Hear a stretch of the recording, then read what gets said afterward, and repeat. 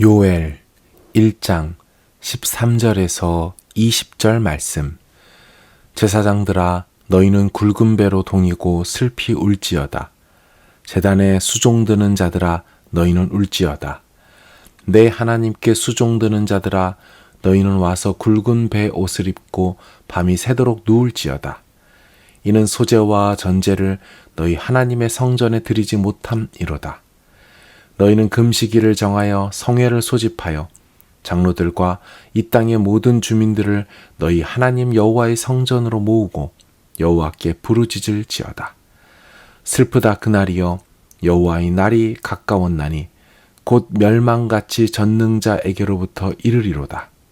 먹을 것이 우리 눈앞에 끊어지지 아니하였느냐? 기쁨과 즐거움이 우리 하나님의 성전에서 끊어지지 아니하였느냐? 씨가 흙덩이 아래에서 썩어졌고 창고가 비었고 곳간이 무너졌으니 이는 곡식이 시들었음이로다. 가축이 울부짖고 소떼가 소란하니 이는 꼴이 없음이라 양떼도 피곤하도다. 여호와여, 내가 주께 부르짖으오니 불이 목장의 풀을 살랐고 불꽃이 들의 모든 나무를 살랐음이니이다. 들짐승도 주를 향하여 헐떡거리오니 시내가 다 말랐고 들의 풀이 불에 탔음이니이다. 아멘. 살아계신 하나님, 오늘도 저희를 깨우셔서 주님 앞에 기도로 나가게 하시니 감사합니다. 시대를 깨우는 저희들이 되기를 원합니다. 하루아침을 깨우고 우리의 정신을 깨우고 오늘의 하루를 깨우는 것을 넘어서서 이 시대를 깨우는 하나님의 사람이 되기를 원합니다. 주님, 우리 기도를 받으시고 이 심판의 메시지 속에서 주의 뜻을 발견하는 시간 되게 하여 주옵소서. 예수님의 이름으로 기도하옵나이다. 아멘. 요엘 선지자는 학자들이 말하길 주전 850년경 요아스 왕 시절에 활동했을 것이라고 합니다. 당시 남유다는 상황이 심각했습니다. 요아스 왕 1살 때 아버지 아하시아가 북이스라엘 예후에게 살해당했습니다. 요아스의 할머니 아달랴도 다윗 왕과 일족들을 모조리 살해했습니다. 그때 정말 기적적으로 고모 여호세바와 고모부이자 대제사장인 여호야다의 도움으로 성전에 숨어 6년간 지냈습니다.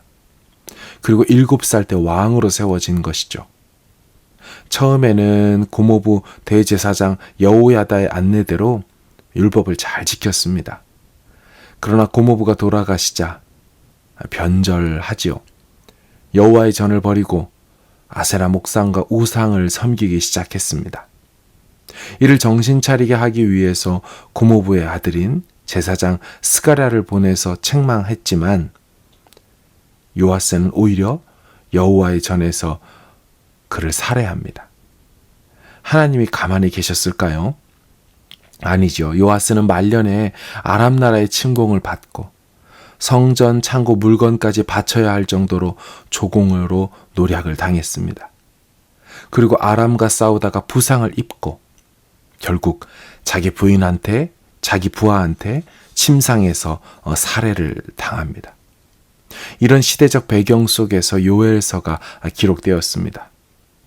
특별히 요엘서는 두렵고 무서운 메뚜기 때 재앙을 통해 하나님의 준엄한 심판을 경고하기 위해 기록된 성경입니다. 요엘은 이런 재앙이 하나님으로부터 오는 심판임을 상기시키면서 이 재앙의 날을 여호와의 날이라고 묘사합니다. 이 여호와의 날은 심판과 재앙의 날이지만 신실하고 의로운 자들에게는 구원의 날이 될 것입니다. 그렇게 요엘은 재앙의 날이 구원의 날이 될 수 있도록 회개를 촉구하고 있습니다. 먼저 제사장들에게 말씀합니다.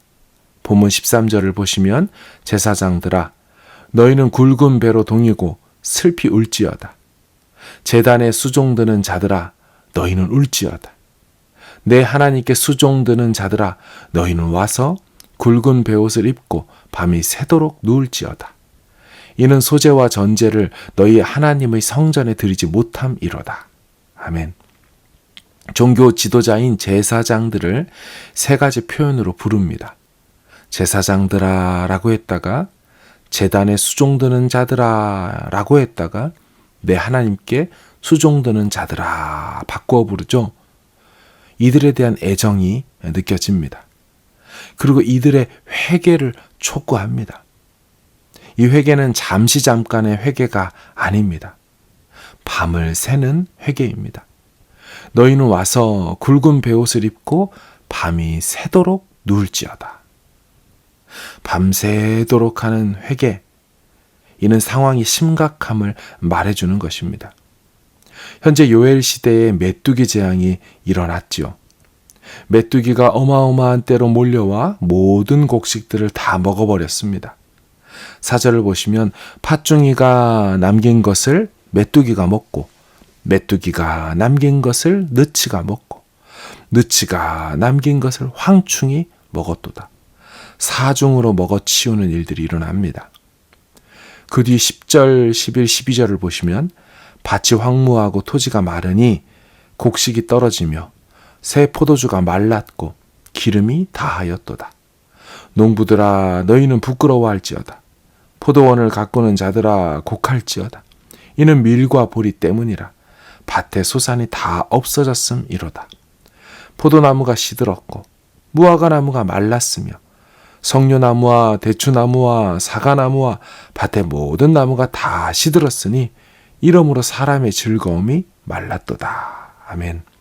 출애굽 시절에 메뚜기 재앙으로 인해 먹을 것이 다 사라진 것처럼 지금 요엘 시대에 성전에 드릴 소제와 전제도 남아있지 않게 되었다라고 합니다. 그런데 이는 앞으로 올 재앙에 비하면 아직 시작에 불과하다라고 합니다. 앞의 내용들은 모두 완료형으로 이미 일어난 것으로 설명했습니다. 그런데 본문 15절을 보시면 히브리어 미완료형으로 미래 시제를 사용하고 있습니다.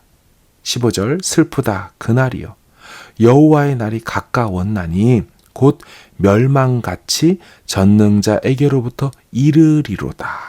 아멘. 이를 것이다. 미래 동사를 쓰고 있습니다. 그러니까 메뚜기 재앙이 몸통이 아니라 그것은 전조일 뿐이라는 겁니다.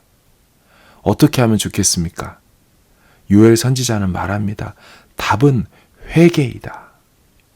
농사법을 개발하고 메뚜기 재앙 병충해를 막고 농작물 대신 다른 식량으로 대체해서 먹고 이런 것들이 답이 아닙니다. 제사장들이 먼저 엎드려야 합니다. 거기서부터 회개가 시작되어야 한다고 말합니다. 엎드려서 하나님의 긍휼을 구해야 한다고 합니다. 우리가 잘못했으니 돌아가겠다고 밤이 새도록 부르짖어야 한다고 합니다. 저 같은 목회자들이, 저 같은 직분자들이 정신 차리고 들어야 할 대목인 것이죠. 문제는 현상과 표면과 껍질에 있는 것이 아니라는 것입니다. 영적인 것이 문제이고 내면과 본질이 변해야 살 수 있다는 것입니다. 그리고 종교 지도자들의 회개는 그들만의 회개로 끝나지 않아야 합니다. 정치 지도자들과 일반 백성들에게로 이어져야 한다고 하지요. 14절을 보시면 너희는 금식일을 정하여 성회를 소집하여 장로들과 이 땅의 모든 주민들을 너희 하나님 여호와의 성전으로 모이고 여호와께 부르짖을지어다. 결국 종교 지도자들은 백성의 리더들과 백성들을 다 모아서 대대적으로 부르짖는 시간을 가져야 한다는 것입니다. 비록 다가올 날은 슬프고 멸망 같은 날이겠지만 만약에 그들이 한 마음으로 기도하고 엎드리고 베옷을 입고 회개한다면 하나님은 그 날을 자기 백성들에게는 구원의 날로 바꾸어 주신다는 것입니다. 본문 15절을 잘 보시면 그 멸망 같은 날이 전능자에게서 온다고 합니다. 15절 슬프다 그날이요 여호와의 날이 가까웠나니 곧 멸망같이 전능자에게로부터 이르리로다. 아멘. 여러분 이 말은 다시 말하면 여호와의 날이 멸망과 재앙의 날이 될지 구원과 기쁨의 날이 될지는 그 칼자루를 여호와께서 쥐고 계시다는 것입니다. 만약에 모든 백성들이 위에서부터 아래까지 오른쪽에서부터 왼쪽까지 다 회개하고 엎드린다면 여호와의 날은 달라질 것이라는 것입니다. 저는 이 예언의 원리가 항상 옳다고 믿습니다. 분명히 심판받아야 하고 멸망당해야 하지만 돌이킨다면, 회개한다면 하나님은 내리시기로 하신 그 화를 거두시고 오히려 복으로 허락하실 것입니다. 요나의 시대에도 그 아수르의 니느웨 심판받아야 되지만 그들이 가축에서부터 종과 일반 백성과 왕에게 이르기까지 전체적으로 다 회개하자 굵은 베옷을 입고 엎드리자 하나님 그들을 심판하지 않으셨죠. 오늘의 금식의 날, 회개의 날은 내일의 재앙의 날을 구원의 날로 바꾸게 할 것입니다. 우리는 오늘의 메뚜기 재앙을 보고 깨달아야 합니다. 이것이 시작이고 전조이구나. 정신 차려야 하는 거구나. 이렇게 깨달아야 합니다. 이집트의 바로는 9개의 재앙을 보면서도 결국 깨닫지를 못했지요. 그래서 10번째 재앙을 당했고 결국 망하게 된 것입니다. 함께하는 12월 이 한 달의 기도회를 통하여 우리 더 많이 엎드려야 할 줄로 믿습니다. 하나님의 은혜와 긍휼을 구하십시다. 이 나라의 죄악을 용서해 달라고 함께 기도합시다. 우리 세대의 잘못을 용서해 달라고 함께 기도합시다. 우리의 눈과 귀와 입술의 죄악을 용서해 달라고 함께 기도합시다. 우리 마음의 완악함과 교만과 무지함을 불쌍히 여겨달라고 기도합시다. 우리의 이 회개의 엎드림이 우리로부터 계속해서 번져나갈 때 주께서 진노의 칼날을 거두실 것입니다.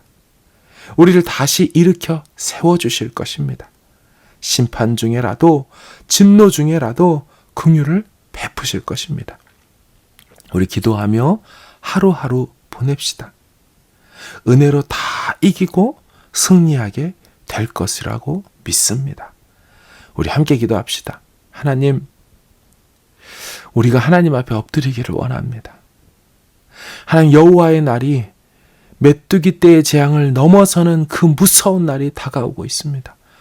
주님, 우리가 이러한 때에 깨어있기를 원하고 전 공동체가 함께 엎드려 기도하기를 원하고 주님, 기도하는 우리를 통하여 당신의 그 진노의 칼을 거두시고 이 어려운 이 심판과 재앙의 상황 속에서도 구원을 경험하는 우리가 되게 하여 주옵소서. 이 시대를 불쌍히 여기시고 이 나라를 불쌍히 여기시고 선교지를 긍휼히 여겨주셔서 아버지 하나님, 우리를 통하여 영광 받으시며 우리 때문에 하나님 의인 10명이 없어서 망해버린 소돔과 고모라가 아니라 우리로 인하여 이 나라, 이 민족과 이 세대가 오히려 평안을 누리고 구원을 얻을 수 있도록 주님, 우리 기도 사용하시고 우리의 부르짖음에 응답하여 주옵소서. 믿사옵고 기대하며 예수님의 이름으로 기도하옵나이다. 아멘.